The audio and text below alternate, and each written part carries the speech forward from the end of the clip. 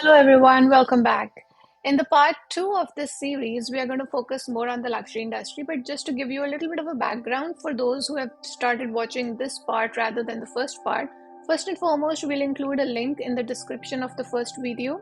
And today, we are going to focus more on the implications of behavioral biases, the biases that we encounter in purchase decisions, and we are going to focus more on the luxury industry. To give you a background, yesterday we had discussed what are the behavioral biases, what is the behavioral bias that influences our purchase decisions, what is the system one, system two kind of thinking, how does our conscious and subconscious affiliations play into what we buy. Today, we are going to focus on behavioral biases and their implications specifically for the luxury industry. We're going to go through the purchase decision model, and then we're going to focus on how emotions play an important role in purchasing of the luxury products. Finally, we'll see how scarcity within the luxury industry of the products that are supposed to be available for all consumers but are released in small quantities plays a role in buying. And then we are going to end with how store experiences and advertising and museums are playing an important role in how luxury brands position themselves. With that background, let's dive in. As we have mentioned before, and as you also know, that luxury brands or the luxury products are not really a logical purchase. They are much more of an emotional purchase. Emotions are much more of a deciding factor in the luxury purchases. With this, let's see what the purchase decision model is. Traditional consumer behavior would normally approach the purchase intent in a 5-step strategy, but the luxury purchases have a stronger than average bias towards the emotions, and this makes the purchase decision process model work in a much more limited way. We start with the recognition of need. When we are talking about a need, especially when buying luxury products, the need can be linked to either of the two things. It can be linked to either fitting in or standing out. When we are talking about fitting in, it's the bandwagon effect, wherein you want to feel part of a group, you want to buy what everyone else has. But when you are talking about standing out, it's more of a snob effect, wherein you don't want to buy what everybody else has. You want to buy something very, very unique. And this leads us how to differentiate the consumer segments. Yesterday we had talked about the aspirational and the dressed for the part segment of the consumer of the luxury consumers. Now these are more affected by the bandwagon effect, but the true luxe shopper is more affected by the snob effect. This brings us to research. Now, the research stage is where the consumers collect data and information and identify what type of products will get the job done.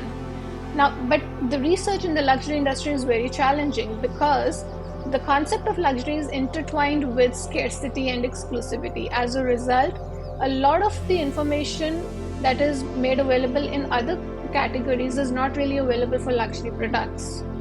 It's very intangible and unseen. So how does the consumer evaluate the alternatives?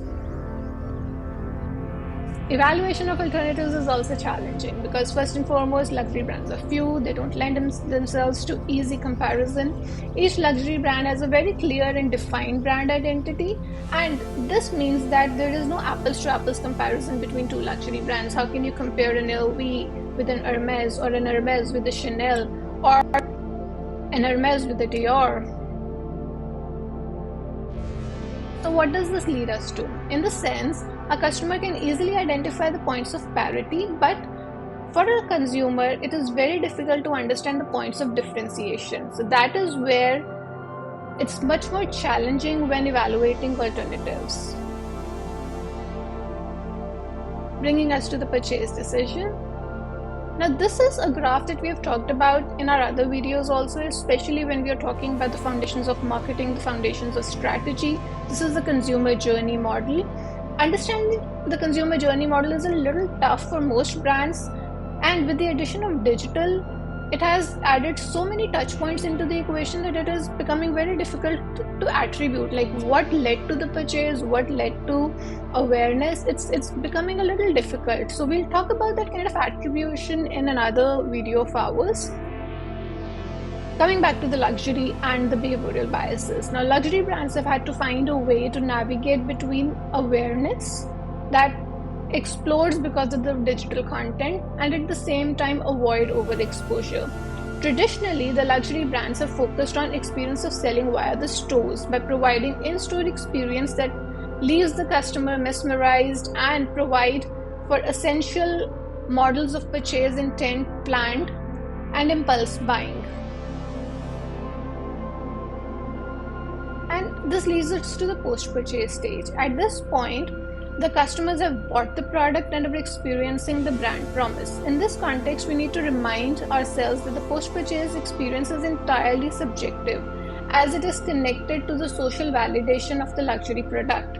Luxury is about exclusivity, and so the perception of uniqueness and scarcity are really important factors in the post-purchase stage, because that is how the consumers will keep feeling. And what brands try to do is that they try and operate to maximize the positive experience or the positive outcome at this stage.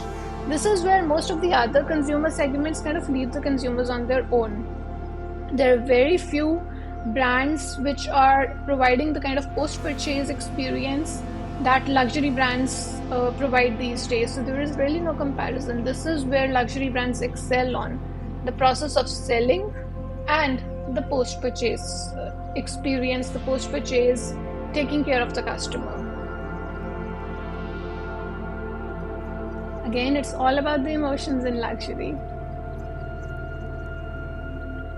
So when a purchase is purely logical, it is wherein you can evaluate attributes. When a purchase is driven by emotions, it's wherein you just want the product because you want the product, and it can be either due to bandwagon effect, it can be either due to snob effect, but then there are sometimes the purchase has a mixture of the two, and mostly it is a mixture of the two. No matter how much you want a product or a service, you're always going to do a bit of evaluation. But what happens is that in some kind of purchases, especially in luxury purchases, you lean more towards your emotions than towards the logical side.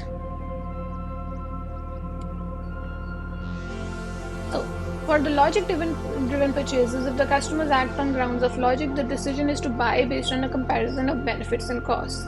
And ideally, in a logical decision, customers weigh each attribute and the reasons as to why the product should be bought or why it should not be bought based on the principle of maximizing value and minimizing the cost, maximizing the benefits and minimizing the cost. In luxury, the model that these customers follow is the model of planned purchases. We talked about this in our first video.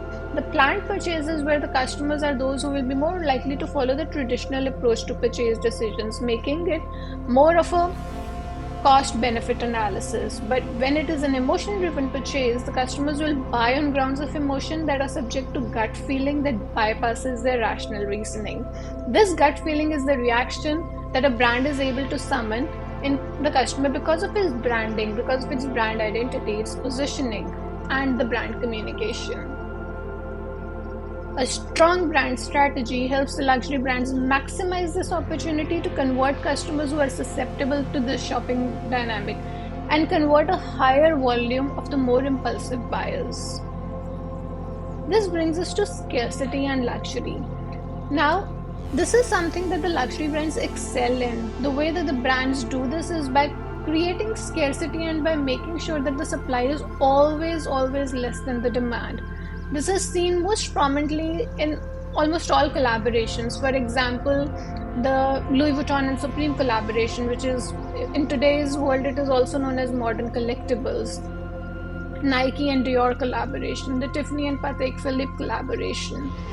And the example that I wanted to share with you, which I found was the best example of scarcity and luxury, was the Bulgari NFTs, wherein you purchase a Bulgari NFT and you are able to wear it in the virtual environment only 3 times a year. The images that I've shared with you here are of the Bulgari NFTs. Moving towards the purchase process, the store experience of the luxury. My apologies for the add your text here. So another imperative for the luxury brands is the focus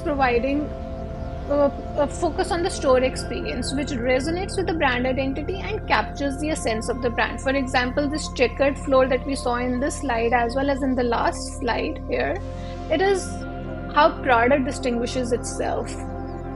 So many brands also have renowned architecture and interior designers for their flagship stores, and it's a part of providing the kind of store experience that they want their customers to remember. In fact, this translates to higher volumes by sales by moving customers from system 2 to system 1. System 2 is logical, system 1 is emotional, and this initiates more impulsive purchases.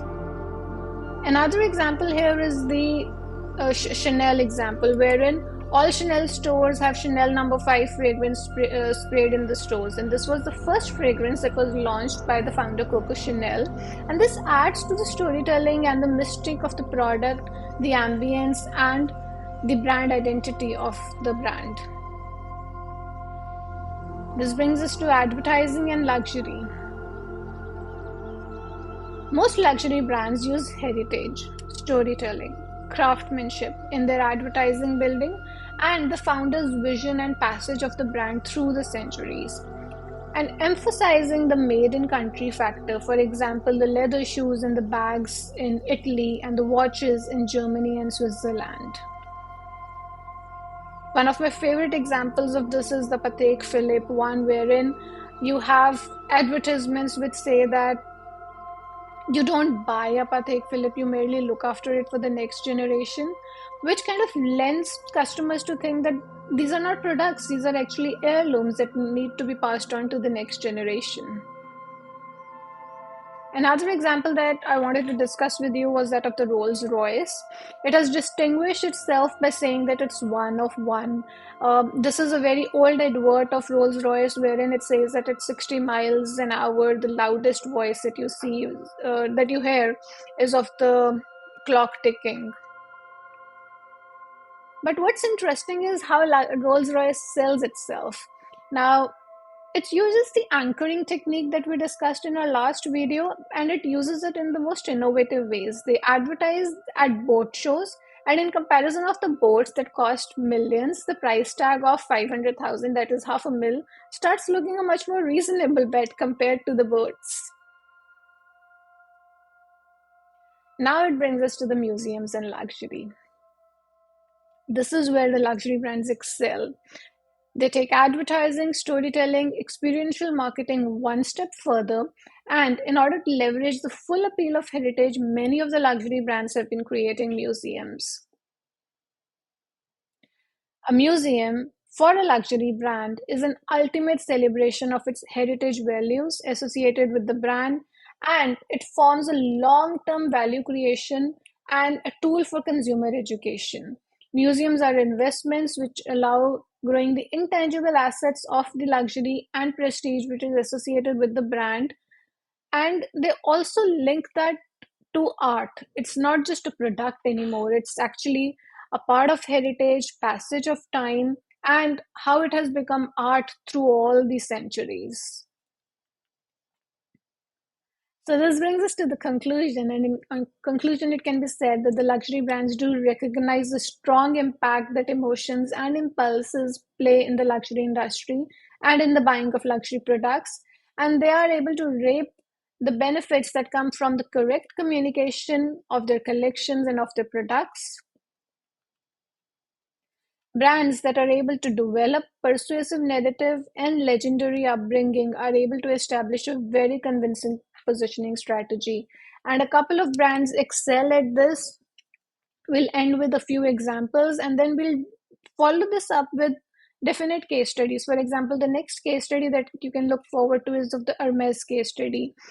How Hermes uses price positioning to distinguish itself from the fact that you can buy Hermes slides for approximately a couple of $100 to not being able to buy Birkin unless and until you are on a wait list, which also lends itself to being